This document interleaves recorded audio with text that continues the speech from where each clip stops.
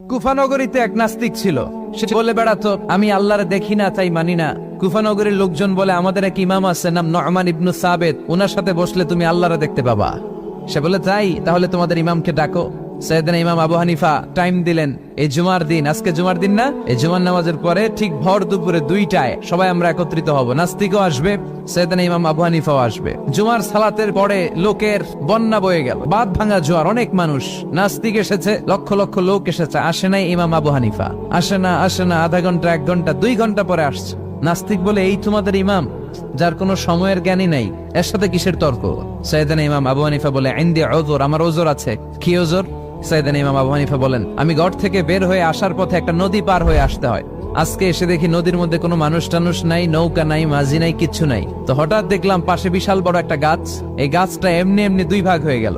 হঠাৎ গাছ থেকে এমনি এমনি লম্বা তক্তা হয়ে গেল। এমনি এমনি তক্তাগুলো জোড়া লেগে নৌকা হয়ে গেল। আর নৌকা আমার সামনে আসলো, মাঝি ছাড়া, লগি বৈঠা ছাড়া। আমি নৌকায় যেয়ে বসলাম, নৌকাটা আমার নিয়ে টান দিয়ে সাঁ করে ওপার নিয়ে গেল। তো এই যে এই কাজগুলো আর প্রসেসিং গুলো হতে আমার 2 ঘন্টা সময় লেগেছে।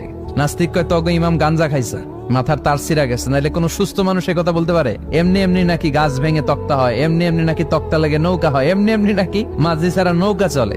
সাইয়েদনা ইমাম আবু হানিফা বললেন, এই তো আপনি লাইনে চলে আসছেন, আপনারে বুঝানো এখন আমার খুব সহজ হবে।